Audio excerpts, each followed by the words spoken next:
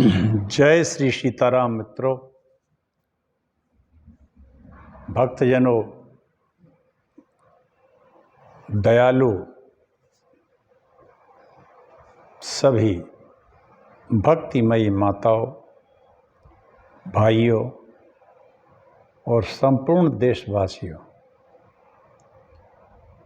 हम सभी परमात्मा के अधीन हैं, रहते ही हैं, रहना पड़ेगा ही, क्योंकि हम मनुष्य मात्र सिर्फ अपने लौकिक भोग विलास का ही काम कर सकते हैं। चलिए, एक श्लोक है, स्तूय मानो जनई रे भिर माया नाम रूपया। ये श्रीमद् भागवत के 8वें स्कंद का श्लोक है। विमोहितात्म भिर्नाना दर्शनैन च दृश्यते। सारा जगत नाम रूप की माया से मनुष्यों की बुद्धि विमूढ़ हो गई है। पूरे देश, पूरे जगत की, पूरे धरती पर जितना संसार है, एक तो आदमी की हैसियत बहुत छोटी सी है। अंदाज लगा लीजिए कि हम केवल सूर्य को ले लें तो सूर्य के गैलेक्सी में हम कितने हैं? 9 ग्रह तो इसके ही।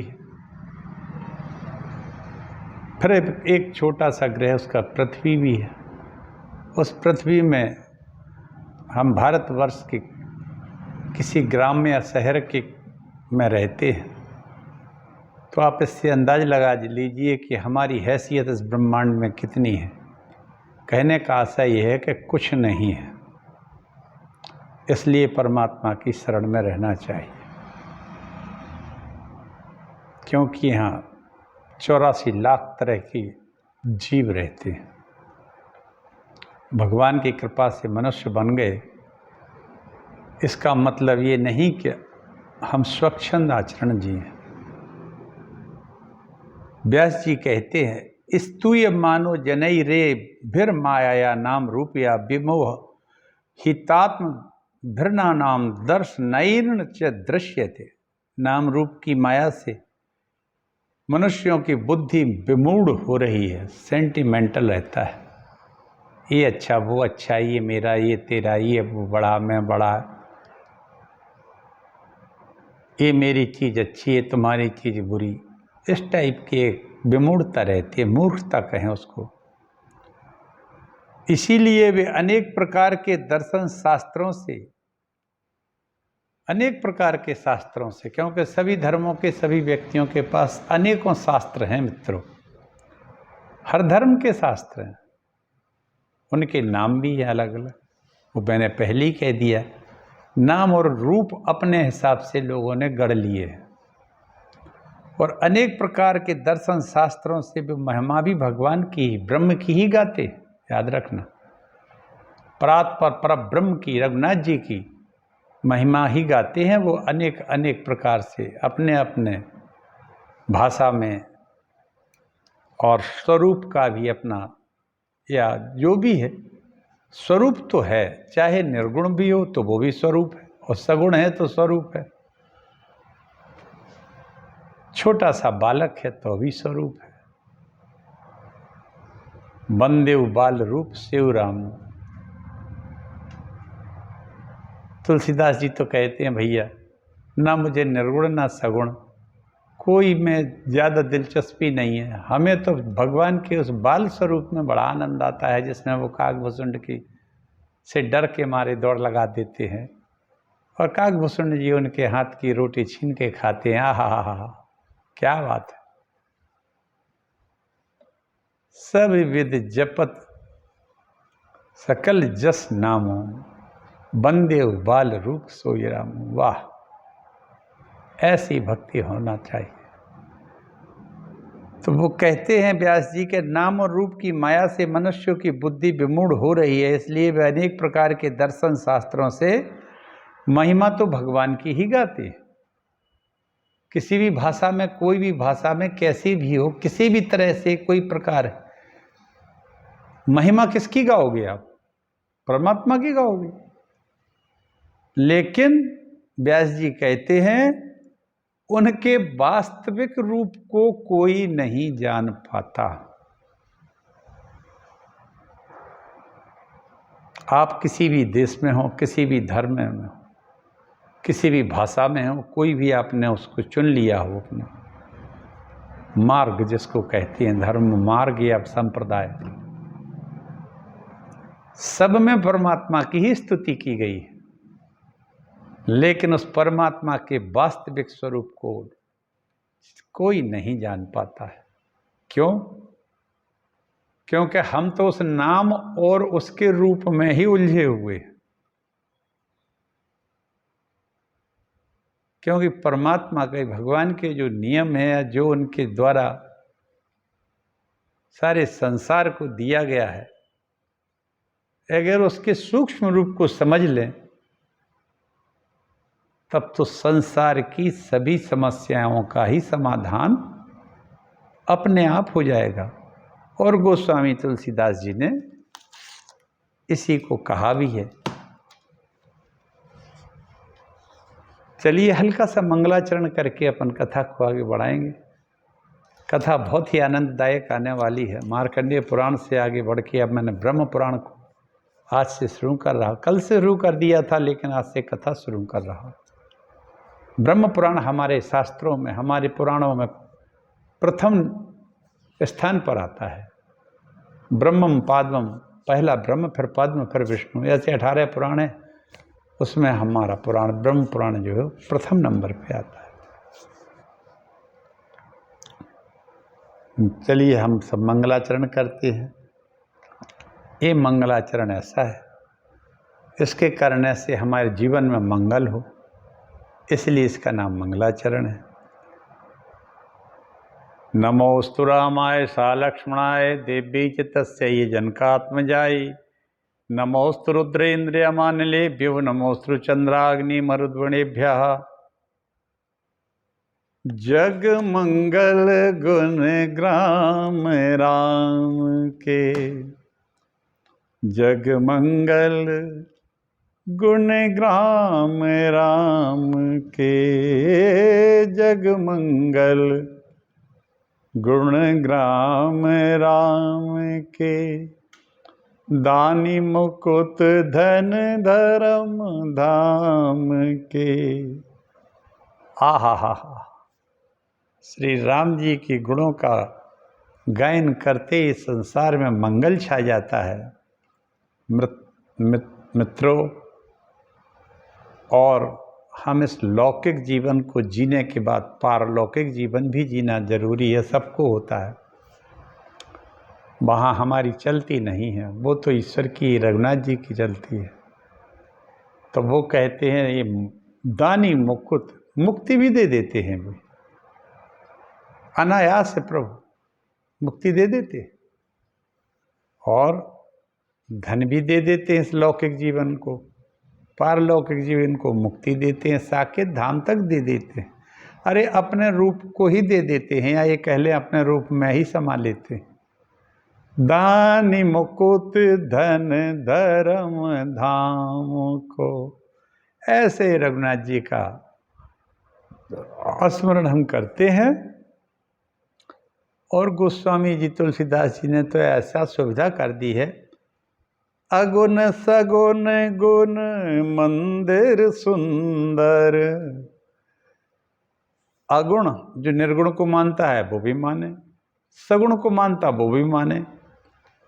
अगुण सगुण गुण मंदिर सुंदर, भ्रमतम प्रबल प्रताप दिवाकर। भगवान गुण हो, निर्गुण हो, चाहे सगुण हो, उनके गुण जो हैं बड़े सुंदर हैं। और भ्रम के लिए तो ये समझो कि वो अंधकार का नाश करने के लिए सूर्य है। काम क्रोध मद गज पंचानन। आहा हा हा हा, इस कलिकाल में काम ने कैसा व्यथित कर रखा है इस धरती के मानव को। अन्य जीवों की तो बात ही छोड़ दीजिए, पशुओं की बात छोड़ दीजिए, ये मानव भी एक पशुवत होता जा रहा है मित्रों। क्यों? क्योंकि मर्यादा का चरित्र राम के अलावा इस पृथ्वी पर किसी के पास नहीं है। और मर्यादाहीन जीवन जो है ये पशुओं में पाया जाता है। अगर हम मर्यादित होके मनुष्य न बन पाए, मनुष्य तो मनुष्य जब भी बन पाओगे जब मानवता आ जाएगी तो उसी को मनुष्य कहते हैं। वरना पैदा तो हम 2 पैरों के पशु ही होते हैं। कोई 4 पैरों से पैदा होता है, कोई 2 पैरों से पैदा होता है, हैं तो पशु ही ना। लेकिन मनुष्य कब बनते हैं? जब मानवता आ जाए, बुद्धि विकसित होकर भगवान के चरणों में लग जाए। भगवान श्री राम मर्यादित हैं, उनकी उस मर्यादा के अनुसार जो चलता है वही मानव बन सकता है। तो काम क्रोध मद गज पंचानन, ये इन बस हो निरंतर जन मन कानन। काम क्रोध मद रूपी हाथी के लिए आप सिंह हैं। तात तीन अति प्रबल खल, काम क्रोध अरु लोभ, मुनि विज्ञान ही धाम, करत निमिष मचो। आहा, काम क्रोध और लोभ और मद अहंकार, छोटे मोटे पद पाकर आदमी कैसे कैसे दुष्टता के काम करता है। किसी को लगता है कि सारा संसार मेरा हो जाए, किसी को लगता है कि मेरे यहाँ दिन रात मेरी जी हजूरी करने वाले लोग खड़े रहें। ना जाने कितने कितने तरह के छोटा मोटा कोई नौकरी या पद पा लेता है, उसके बाद वो सभी को भूल जाता है, सभी को भूल जाता है। यहाँ तक कि वो माता पिता को भी भूल जाता है। ऐसे ऐसे दुष्ट लोग पड़े हैं, उनके बारे में मैं क्या कहूँ। एक रघुनाथ जी थे, इसीलिए तो रामचरित्र जैसा कहीं कोई नहीं है। कल मैंने कहा था कि शंकर जी उमा से कहते हैं कि जहाँ तक मेरी बुद्धि, जबकि बुद्धि और ज्ञान के स्वरूप हैं वो भगवान शिव, जब ज्ञान शरीर धारण करता है तो वो शिव ही बनता है। वे शिव जी उमा जी से कहते हैं कि उमा, राम जी का चरित्र जितना मुझसे बन पड़ा मैंने तुम्हें सुना दिया। 100 करोड़ चरित्र हैं राम के, कहाँ कहाँ सुनाऊँ मैं तुम्हें, हमें जितना आया उतना सुना दिया। अब ये उमा कौन है पता है आपको? अरे ये भगवान श्री राम जी की सगी बहन है।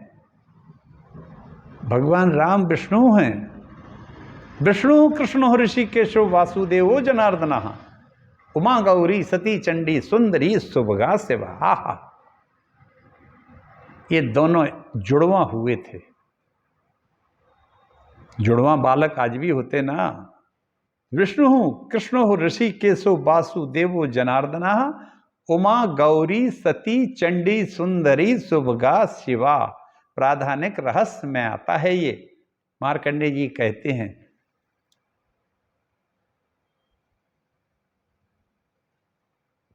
कैसा अद्भुत संयोग। ब्रह्मणे प्रदत्तौ महालक्ष्मीं नृपत्रीं रुद्राय गौरीं वरदां वासुदेवाय च श्रियम्। उस आद्या शक्ति ने उस उमा को शिवजी को दे दिया पत्नी के रूप में कि लो। लक्ष्मी को दे दिया विष्णु के लिए और ब्रह्मा जी को दे दिया माता गायत्री के लिए। आहा, क्या सुंदर आख्यान है। दुर्गा सप्तशती के प्राधानिक रहस्य में है ये। और उसी में कहा है मित्रों कि भगवती मार्कंडेय पुराण में भगवती सप्तशती का जो चरित्र है वो मार्कंडेय पुराण का एक अंश है। और देवी जी कहती हैं कि नंद गोप गृहे जाता है यशोदा गर्भ संभवा, मैं नंद के यहाँ जाके यशोदा के यहाँ जन्म लूंगी। विष्णुर माया भगवती यथा सम्मोहितम जगत, महामाया हरचै सत्या सम्मोह्यते जगत, या देवी सर्वभूतेषु विष्णु मायति शब्दिता नमस्तस्यै नमस्तस्यै नमस्तस्यै नमो नमः। ये ब्रह्म की शक्ति जो है या ब्रह्म की योग माया जो है, ये भगवान श्री हरि की सूक्ष्म प्रकृति है या सूक्ष्म शक्ति है। आप सभी लोग इसको पढ़ेंगे जब, या मेरे इसको एपिसोड या जितने भी वीडियो मैंने कहे हैं, मैंने मित्रों यथा रूप कहा है, कहीं कहीं किसी तरह का भी इसमें ना तो मैंने कोई आक्षेप या ऐसी कथाएं कही हैं जो क्या कहलाती हैं, वो अपने मन से जो बना बना के कहते हैं, ये कुछ नहीं है। न इसमें कोई अपनी तरफ से कोई मिर्च मसाला लगाया है। मैंने यथा रूप यथा शक्ति वास्तव में वही कहा है जो मार्कंडेय जी ने, मार्कंडेय पुराण अभी परसों ही पूरा हुआ है। इसके पहले मैंने वाल्मीकि रामायण को पूरा कहा था और उसके पहले श्रीमद् भागवत के। यथा शक्ति यथा रूप ही कहा है। हमने कहीं कोई किसी तरह की छेपक कथाएं, हाँ आक्षेप नहीं, छेपक कथाएं भी नहीं लगाई। और ना ही मैंने अपनी तरफ से कोई मिर्च मसाला जोड़ने की कोशिश की। मैंने वास्तव में इसका जो इन पुराणों की जो आत्मा है, जो इनमें है कोशिश, वही समझाने की कोशिश की और वही उसी को कहा। तो ये योग माया योग शक्ति जो है एक ब्रह्म की सूक्ष्म प्रकृति है। आइए आज से मैं इसी ब्रह्म भगवान का ब्रह्म पुराण का पाठ करता। ब्रह्म पुराण हमने कह दिया है कि हमारे पुराणों में इसका स्थान प्रथम स्थान पर आता है। 18 पुराणों में पहला स्थान जो है ब्रह्म पुराण का ही है। आइए आप सब लोग मानसिक तौर पे सभी ब्रह्म पुराण को सुने और अपने जीवन को धन्य और सफल करें। मैं डॉक्टर राजेंद्र मिश्रा टीकमगढ़ मध्य प्रदेश से बोलता हूँ। मैं रिटायर्ड चिकित्सा अधिकारी हूँ, पंचकर्म विशेषज्ञ भी हूँ। मेरा फ़ोन नंबर है 9981870134 9981 870 134। मेरा यूट्यूब चैनल है हरि बोल डॉक्टर राजेंद्र मिश्रा यूट्यूब पर। इस साइट पर जाके आप मेरे सभी वीडियो देख सकते हैं। पिछले 2 वर्ष से मैं निरंतर प्रतिदिन बोलता हूँ। और मित्रों आज एक बात और कह देता हूँ, सभी बातों को थोड़ा थोड़ा समाहित करके कहता हूँ। दूध में यदि लहसुन को उबाल के 1 कली या 2 कली पिया जाए तो शारीरिक शक्ति और हृदय रोग होने की संभावना बहुत कम रहती है। शारीरिक शक्ति बनी रहेगी आपके और हृदय रोग, हार्ट में दिक्कत नहीं आएगी कभी। थोड़ी हल्दी और उसका में उपयोग हो जाए तब फिर कहना क्या है। छोटे बच्चों को सूखा रोग हो जाता है, उसको इंग्लिश में मरासमस कहते हैं, हिंदी में सूखा रोग कहते हैं। सूखा रोग की या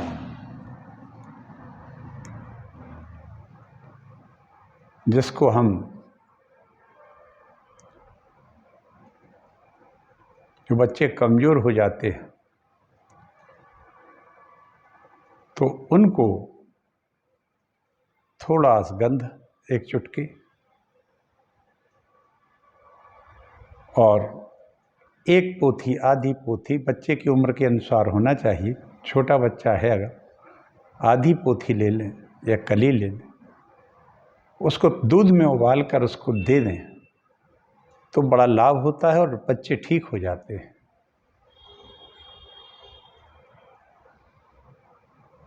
ये मैं अभी सर्विस में जब था, इसका बड़ा काफ़ी मैंने उपयोग लोगों को बताया और इससे बड़ा लाभ भी हुआ। चलिए, आप लोग जो भी चाहें हमसे परामर्श इस फ़ोन पर कर सकते हैं, और असाध्य भी रोगों को देखता हूँ मैं। परामर्श करिए, कहीं कोई पैसा नहीं लगता है। जय श्री राम। आइए ब्रह्म पुराण में करें की कथा कहें। ओम अच्युतानंद गोविंद नामोच्चारण भेषजात नश्यन्ति सकला रोगा सत्यम सत्यम वदाम्यहम्।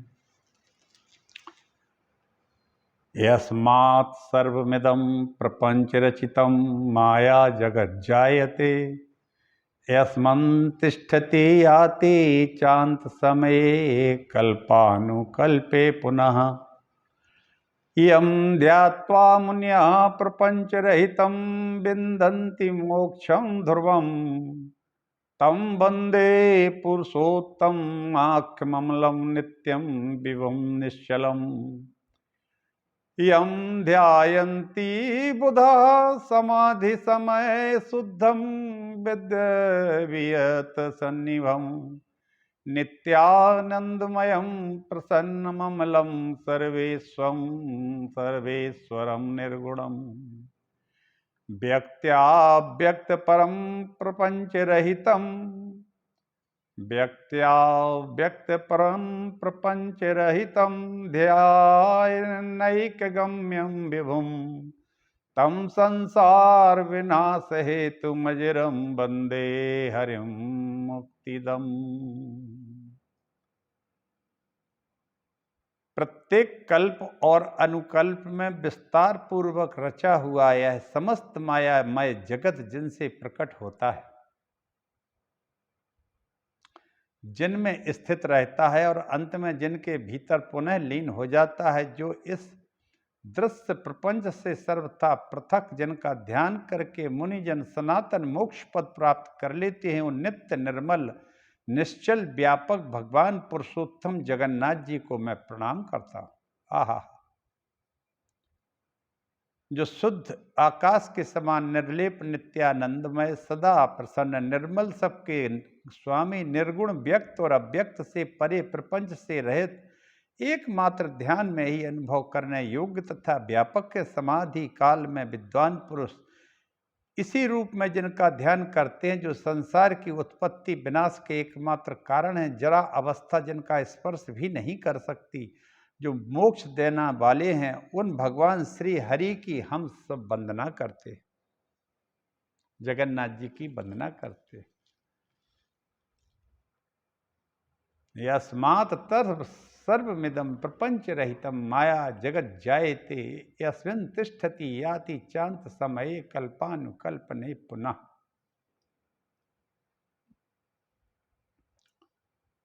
अब मित्रों, जो मार्कंडेय पुराण की ब्रह्म शक्ति है, योग माया या भगवान की सूक्ष्म प्रकृति भी उसको कह सकते, उन ब्रह्म परमात्मा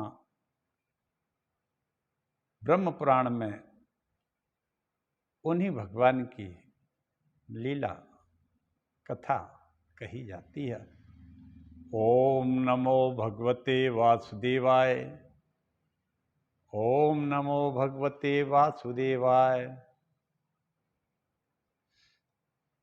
पूर्व काल की बात है। परम पुण्यमय पवित्र नैमिषारण्य ते क्षेत्र बड़ा मनोहर जान पड़ता था।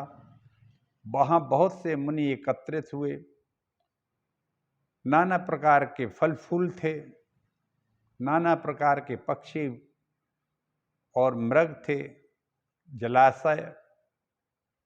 वहाँ ब्राह्मण, क्षत्रिय, वैश्य और शूद्र तथा अन्य जाति के लोग भी सभी इकट्ठे और उपस्थित थे। वहाँ ब्रह्मचारी भी थे, गृहस्थ भी थे, वानप्रस्थी भी थे और सन्यासी, सभी जुटे हुए थे। और झुंड के झुंड गायों के उस वन की शोभा बढ़ा रही थी। आहा, ऐसा कब दिन आएगा जो हमारी गायें झुंड के झुंड वनों में सुख से विचरण करें। आज इनकी हालत खराब है, क्योंकि वन क्षेत्र को तो पूरी तरह से हमारे, जिसको हम बाहुबली कहते हैं या दुष्ट बलि कहें, इन लोगों ने वन क्षेत्र को पूरी तरह से नष्ट कर दिया है। किसी ने कटवा के वहाँ खेती करने लगे हैं। यहाँ तक कि गायों के चरने के लिए पहाड़ भी नहीं बचे हैं, पहाड़ों को खुद डाला है। मित्रों, जब तक इस धरती पे गौ मात्र की, गाय की भूख को मर मर के जान निकलेगी और हम सब क्या कहें,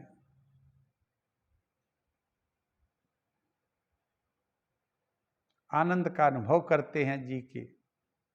सभी घरों में, सभी गांवों में, हर घर में 10, 15, 20 गायें थी। हमारे घर में भी थी। लेकिन जब से इस ट्रैक्टर ने और भैंसों ने दूध में फैट ज़्यादा होने के कारण गायों को छोड़ दिया है, बैलों की ज़रूरत नहीं है, इसलिए लोगों ने गायों को पालना बंद करके गोदूध पीने की जगह मदिरा यानी कि शराब पीने लगे हैं। हर गांव में शाम के समय कम से कम 10-5 लाख रुपए की शराब बिक जाती होगी, ऐसा मेरा अंदाज है। उस समय नैमिषारण्य तीर्थ में गौएं वन की शोभा बढ़ा रही थीं, खूब दूध देती थी। और मुनियों का 12 वर्षों तक चालू रहने वाला यज्ञ आरंभ, सत्र आरंभ हो गया। आहा, 12 वर्षों का। ये 12 वर्ष क्या है मित्रों? हमने अभी जितने भी पुराण पढ़े हैं, एक किसी सिद्धि के लिए 12 वर्ष हो जाते हैं। 12 वर्ष में कुछ ना कुछ उसकी प्रभा मंडल में वो चीज आ जाती है, और वो शक्ति जिसकी वो, या किसी भी, कोई भी हो, जिसकी वो आराधना करता है, उस रूप में उसको थोड़ा बहुत परमात्मा की कृपा हो जाती है। ऐसा तो है नहीं कि परमात्मा में कोई 100 प्रकार का हो। परमात्मा तो एक ही प्रकार का है। एकैवाहम जगत यत्र द्वितीया का ममा परा। शुंभ के वध के समय माता जगदम्बा कहती हैं, अरे मूर्ख, इस संसार में, इस विश्व ब्रह्मांड में मेरे अलावा देख कोई है क्या? मेरे अलावा कोई नहीं। एकैवाह जगत यत्र द्वितीया का ममा परा पश्यता दुष्टमयी विसंत्यो मद विभूतिया। मैं हजारों करोड़ों विभूतियों के रूप में यहाँ विचरती हूँ। ये सभी हमारे ही स्वरूप हैं, इसलिए मैं ही हूं, तो सभी लोग एक ही परमात्मा की। तो ये 12 वर्ष में कुछ ना कुछ जो जिस स्तर पर करता है उसको उस स्तर पर प्राप्त होता है।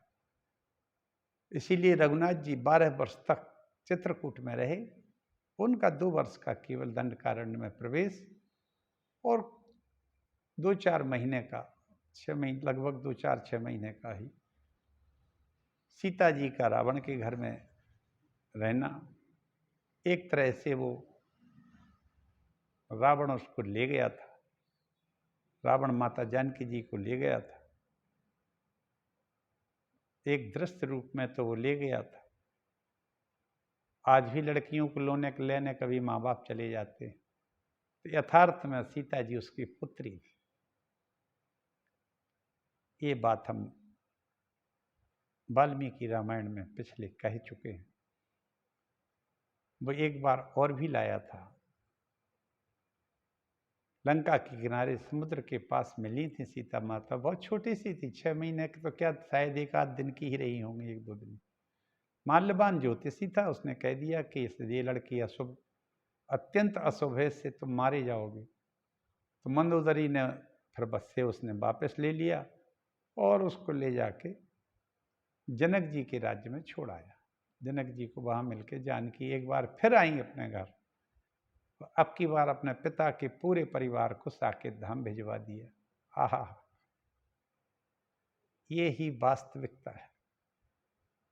अनटोल्ड, कई चीजें अनटोल्ड हैं रामायण में और भागवत में, उसमें यही तो है। मार्कंडेय पुराण तो पूरा अनटोल्ड ही था। महाभारत में प्रश्न ही ऐसे जैमिनी ने किए हैं जो महाभारत में जिनका जवाब ही नहीं है। तो इस तरह से यज्ञ आरंभ हो जाता है। हर तरह के धान्य वहाँ थे अपार, गेहूं, चना, उड़द इत्यादि। होम कुंड में अग्निदेव प्रज्वलित हो गए, आहुतियाँ डाली जा रही थी। उस महायज्ञ में सम्मिलित होने के लिए बहुत से मुनि और ब्राह्मण अन्य स्थानों से आए। याद रखना, इस यज्ञ में ब्राह्मण भी थे, क्षत्रिय थे, वैश्य और शूद्र सभी थे। इसलिए आप लोग कभी ये धोखे से ना कहें कि शूद्र नहीं, ये नहीं कर सकता, वो नहीं कर सकता। इस तरह की भ्रामक बातों को मत डालिए। ये चारों वर्ण चारों भाइयों जैसे हैं, जैसे राम लक्ष्मण भरत शत्रुघ्न, सभी एक जैसे हैं।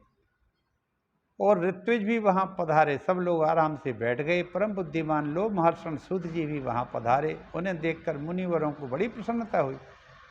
उन सब ने उनका यथावत सत्कार किया। सूत जी भी उनके प्रति आदर भाव प्रकट किया। श्रेष्ठ आसन पर विराजमान हुए। उस समय सब ब्राह्मण सूत जी के साथ वार्तालाप करने लगे और बातचीत के अंत में सबने व्यास शिष्य लोमहर्षण से अपना संदेह पूछा। ये लोमहर्षण जो हैं भगवान व्यास जी के शिष्य हैं और व्यास जी के जितने भी कथाएं हैं, जितने भी पुराण हैं, ये सभी कहते हैं।